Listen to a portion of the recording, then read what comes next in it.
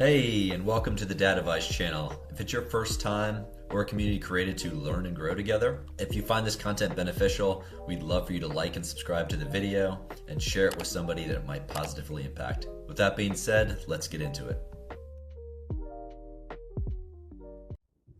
The book is broken down into 4 separate sections. If you hadn't read the book, this is a great summary. If you have read the book, this is a great refresher on the content. The first section is how to influence people. And in the first concept, it's don't criticize, condemn, or complain.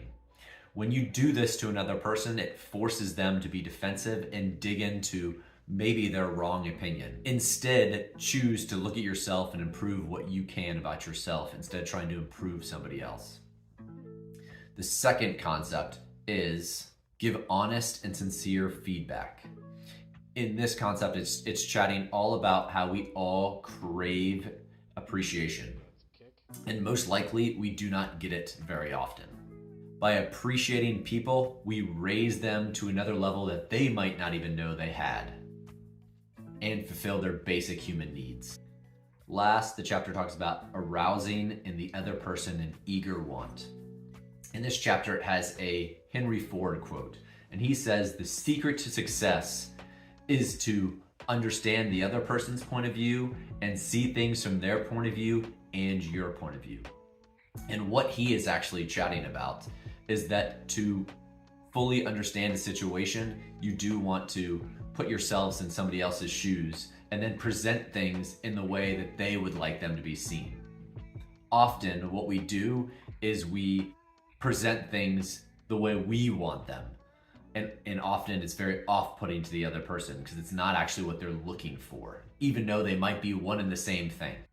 The next major concept of the book is how to make people like you. The first concept is become genuinely interested in the other person. And what it's talking about here is you want to understand what makes other people tick.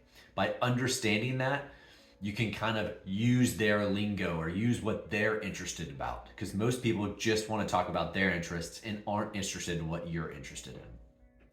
Secondly, the chapter discusses smiling. Do it more, do it often. It's free and it benefits everybody. The next concept is learning and using people's names. People are called their first name by friends and family and people that know them, they trust. So by learning people's names, you become a trusted individual. The next concept is be a good listener and encourage others to talk. What this is saying is we just need to use our active listening skills. And instead of trying to put an input whenever there's a stop or pause in the conversation, we just use our active listening skills to understand what somebody else is telling us and actively responding with that information. The last concept of this section is helping others feel important and doing it sincerely. In essence, my take is don't withhold compliments. If ever you have a positive comment that you're thinking about in your mind, give this out to all those around you. Somebody that might be holding open the door or saying something nice or how a server's doing. Freely give out compliments. It's also using a tone of respect with everybody that you're talking to. And they give a few examples of how to say this. "I'm sorry to bother you. Would you be so kind as?" And using phrases like "thank you." These are very easy to do and sometimes we forget to do them, but being respectful to everyone is important. The next major section of the book is how to win people to your thinking. The first concept is don't argue. In essence, no one wins an argument. Even the person that comes out on top makes the other person feel terrible. So the only way to go about doing this the right way is to avoid arguments altogether. The next concept is never say you're wrong. Instead, if you want to oppose somebody else's view, you can always start with, and this is their suggestion, is "I may be wrong and I'd like to be corrected if I am," and then go into your whatever you're going to say or whatever you're going to oppose. And they talk about how in this portion, it allows the other person to be open, fair, and transparent like you are being. Third concept is if you're wrong, admit it quickly and emphatically. Next concept is begin in a friendly way. And in this example, it gives a Rockefeller speech that he gave in front of the labor union after 2 years of strikes. I mean, it's a theme throughout the book, is you're always going to start on a very nice tone before, even if you're suggesting something or somebody to do something differently or somebody is obviously wrong, you're always going to start off on a nice foot. And Rockefeller talks about how he was just very appreciative to be able to meet all these leaders of the great Standard Oil Company, and how if he had come 2 weeks later, he would come as a stranger, but now he comes as a friend, because he spent 2 weeks prior to giving the speech with all of his top leaders and employees in his company. The next concept is get a yes. In this, it's basically just talking about the Socratic method. I have another video on this, but in essence, instead of just diving straight to issues, a lot of times you want to go very broad when you're trying to address something, or you want to win people to your thinking. And you can go broad, and I'll give you an example, is if it's something particular, maybe you and your wife want to change about how you parent your kids. Maybe you start out with a very broad statement that gets you a yes. Like, hey, the reason I wanted to talk is because I know we both care a lot about our kids' well-being. And you're getting, no one can oppose that statement between husband and wife. The next concept is, again, more of a listening concept, but it is let the other person do most of the talking. And in the book, it gives an example of somebody that ended up having laryngitis, and they had to go in front of a big board to try to win a contract, a competing contract of a fabric. They were a fabric manufacturer, and they had laryngitis, and they couldn't speak at all. So they were able to basically just listen to the needs of what this company needed for their fabric, and they ended up winning the biggest contract they had ever had.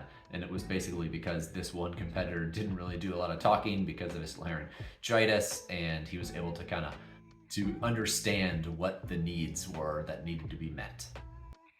The next concept is let the other person feel like it's their idea. In this concept, we don't often like to be told what to do, but if we come up with a game plan, we're much more likely to follow it out.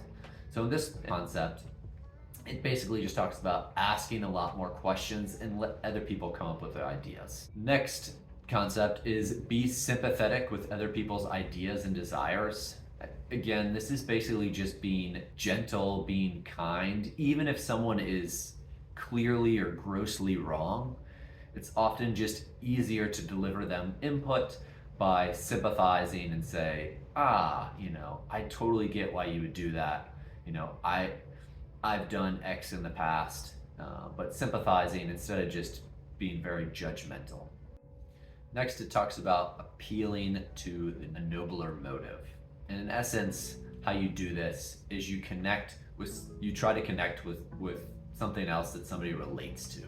In the example in this one, it talks about paparazzi that's taking pictures of celebrities or somebody's children, and he tries to connect to them as a father, and just says like, hey guy, instead of just telling people, hey, I really don't want you to do this, it's very frustrating, he connects and it says something like, hey, as a father, you want the best for your kids, and you know how kids that get a lot of media attention can sometimes mess up their brains, and he's trying to appeal to the father in them and not just saying, hey guys, I just don't want you to do this. Next in this section, it talks about dramatize your ideas. And we see this in social media and in the news. They really just take concepts and they just make them huge. Like, this is the worst hurricane ever.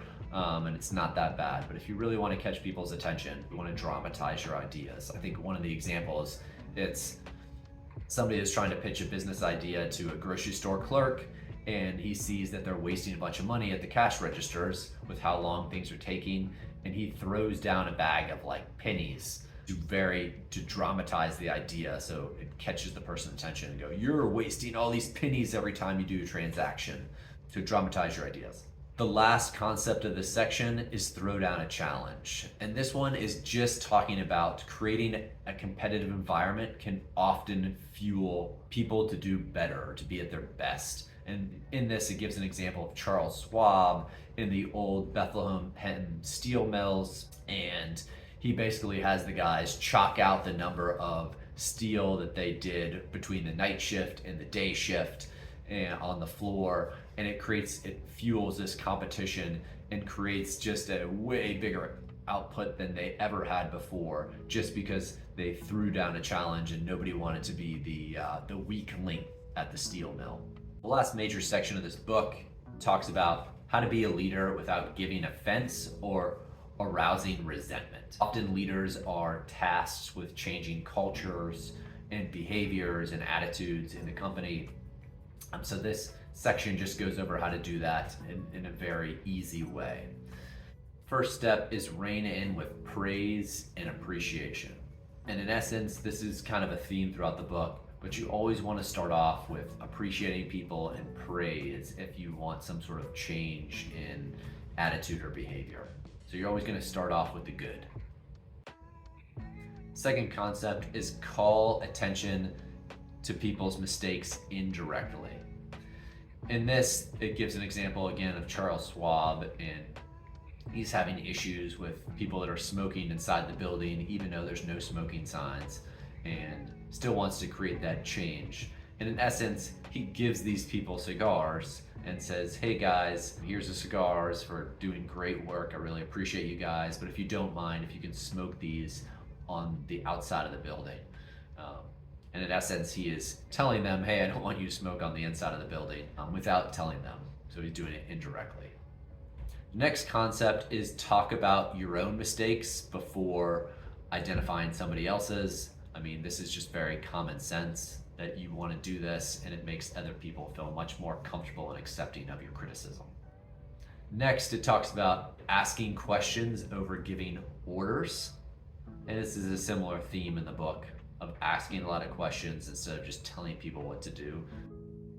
The next concept is letting people save face.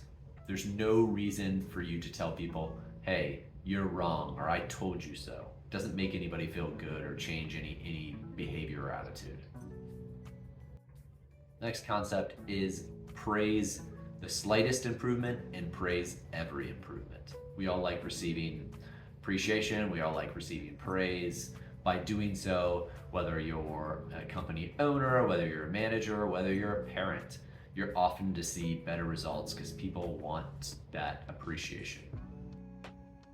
Next concept is giving the other person a fine reputation to live up to. In this chapter, it discusses an example of a mechanic that's just really great with a company, and all of a sudden his quality starts to slip, and the manager wants him to know about it but doesn't want to make him feel terrible.